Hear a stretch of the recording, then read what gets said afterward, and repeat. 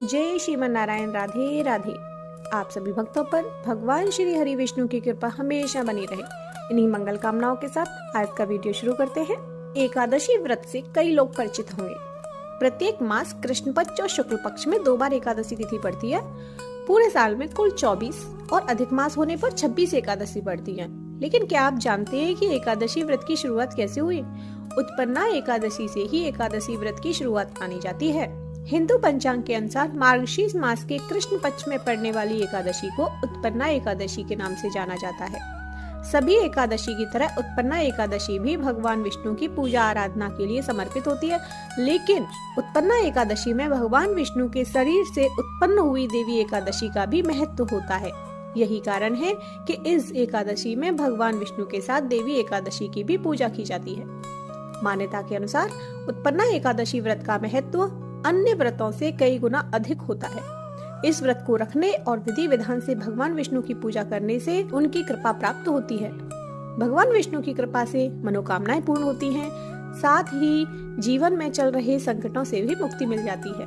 जो मनुष्य जीवन पर्यंत एकादशी को उपवास करता है वह मरणोपरांत वैकुंठ जाता है। एकादशी के समान पापनाशक व्रत दूसरा कोई नहीं है। एकादशी महात्म्य को सुनने मात्र से सहस्त्र गोदानों का पुण्य फल प्राप्त होता है। एकादशी में उपवास करके रात्रि जागरण करने से व्रती श्री हरि की अनुकंपा का भागी बनता है। उपवास करने में असमर्थ एकादशी के दिन कम से कम अन्न का परित्याग अवश्य करें। एकादशी में अन्न का सेवन करने से पुण्य का नाश होता है तथा भारी दोष लगता है। ऐसे लोग एकादशी के दिन एक समय फलाहार कर सकते हैं।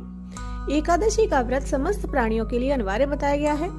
मार्गशीर्ष मास के कृष्ण पक्ष में एकादशी के उत्पन्न होने के कारण इस व्रत का अनुष्ठान इसी तिथि से शुरू करना उचित रहता है। जो लोग एकादशी का व्रत रखने का मन बना रहे हैं उनके लिए बहुत अच्छा मौका है।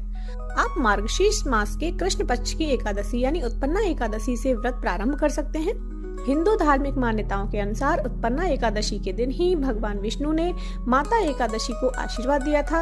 आज के ही दिन उनका जन्म हुआ था, इसीलिए उत्पन्ना एकादशी से व्रत प्रारंभ सबसे ज्यादा शुभ माना जाता है। पौराणिक कथा के अनुसार भगवान विष्णु की शक्तियों से उत्पन्न होकर एकादशी माता ने राक्षस मुर का वध किया था, इसीलिए इसे उत्पन्ना एकादशी कहा जाता है।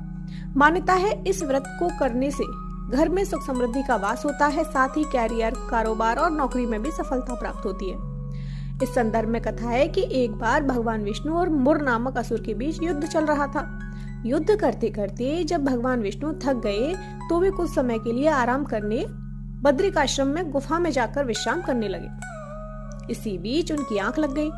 विष्णु जी का पीछा करते हुए असुर मुर बद्रिकाश्रम पर पहुंच गया। वह भगवान को निद्रा में लीन देख उन्हें मारना चाहता था, लेकिन जैसे ही मुर भगवान विष्णु को मारने के लिए आगे बढ़ा, तभी विष्णु जी के शरीर से एक देवी प्रकट हुई और इस देवी ने मुर का वध कर दिया।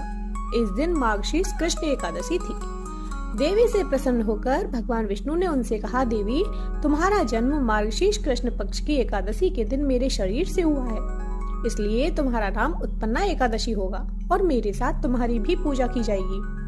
उत्पन्ना एकादशी की पूजा में इससे संबंधित व्रत कथा अवश्य पढ़नी चाहिए, सुननी चाहिए। धार्मिक कथाओं के अनुसार मार्गशीर्ष के कृष्ण पक्ष की एकादशी तिथि को भगवान विष्णु के अंश से उत्पन्न होकर देवी एकादशी ने राक्षस मुर से भगवान विष्णु के प्राण बचाए थे।